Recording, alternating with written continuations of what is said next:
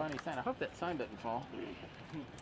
Good morning, everyone, and thank you for taking the time to come out this morning.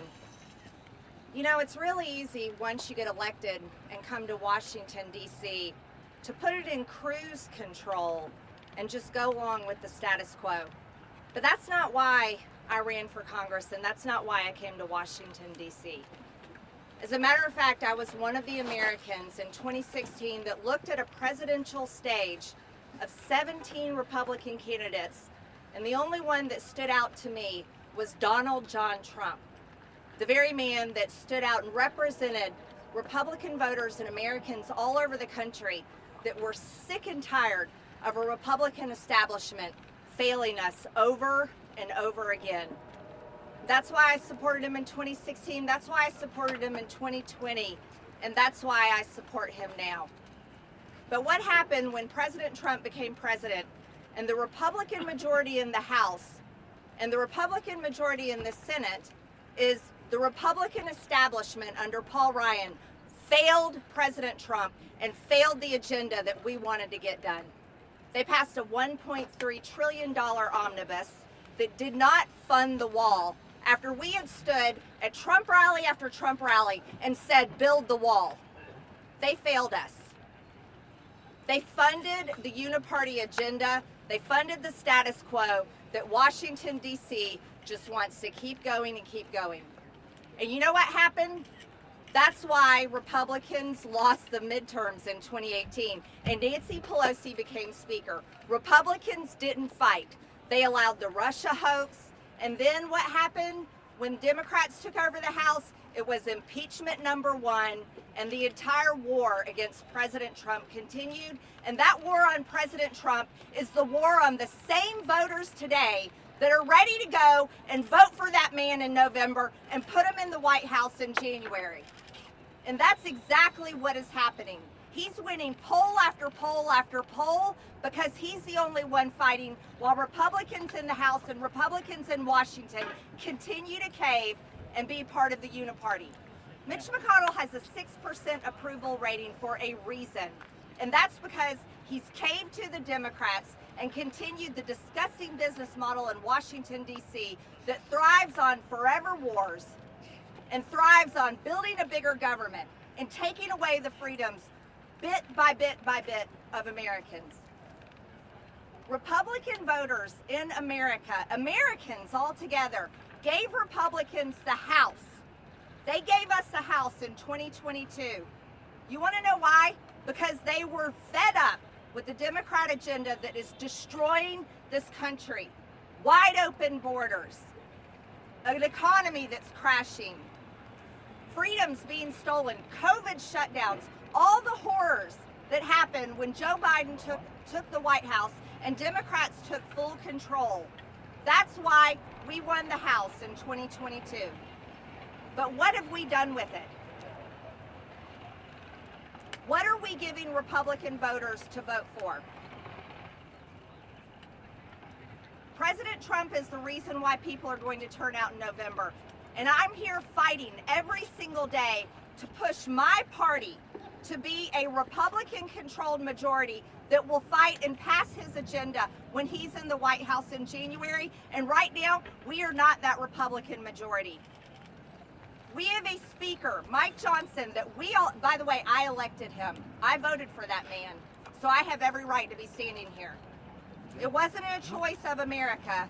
It was a choice within our Republican conference. And I voted for Mike Johnson because his voting record before he became Speaker was conservative. He voted against funding Ukraine. He was solidly pro-life. He voted to secure the border. He voted to fight against Democrats, fight against the witch hunt against President Trump. But once he became Speaker, he has become a man that none of us recognize. He passed 3 continuing resolutions, and then he finally passed a 2-part omnibus that fully funded Joe Biden's agenda and the Democrat agenda, funded the Department of Justice that wants to put President Trump in jail for the rest of his life, which is a death sentence. Mike Johnson fully funded the FBI, which raided Mar-a-Lago, and he gave them a brand new building as a gift. Pro-life Mike Johnson funded full-term abortion clinics, funded the trans agenda on children that 70% of Americans are completely against on both sides of the aisle. And he fully funded Joe Biden's open border policies, the #1 issue in America. So I entered a motion to vacate, but I didn't call it for a vote. I was controlled, I was responsible. I was being conscious and caring about my conference and our majority. It was a warning to stop serving the Democrats and support our Republican conference and support our agenda. And he didn't do it. And we all went home. And Republican voters everywhere, Americans were raging at Mike Johnson. And he doubled down. He didn't change course. He continued. And when we came back, he reauthorized FISA. And he was the deciding vote himself to stop the warrant requirement of FISA. He voted it down. When only 6 months before that, before Speaker, he was for it. That was the second betrayal. And then we all went home and America raged, and I was still responsible. I was still patient, and I was still being careful with our Republican majority. And then we came back. And that's when Mike Johnson fully joined the disgusting business model of Washington, D.C. to fund forever wars. Yeah, that's what this is. The uni-party is Make Ukraine Great Again. The uni-party is all about funding every single foreign war. They think this is the business model that needs to be done.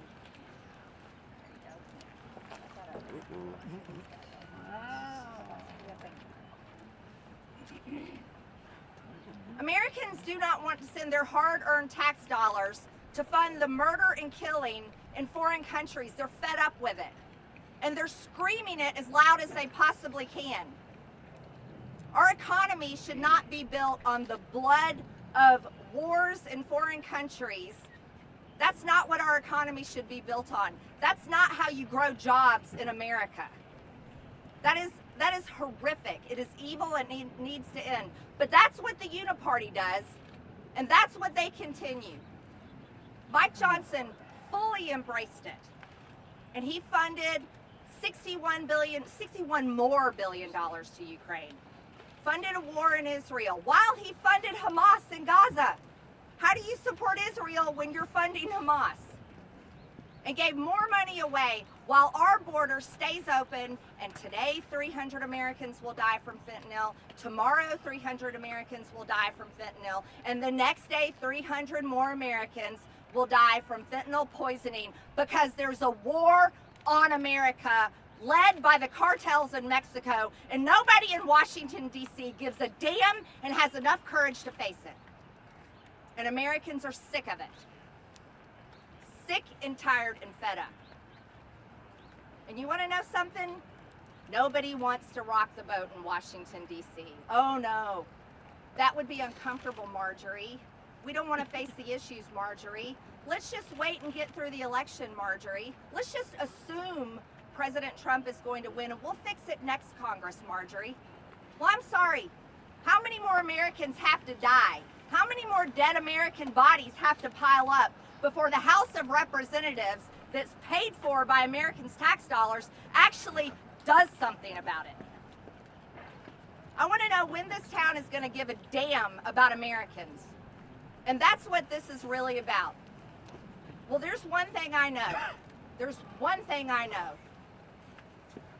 If we get President Trump back in the White House in January of 2025, and we are lucky enough to earn the trust again from voters in America to have a Republican majority in this House of Representatives, that we have a job to do. We cannot let people down again. We cannot fail President Trump.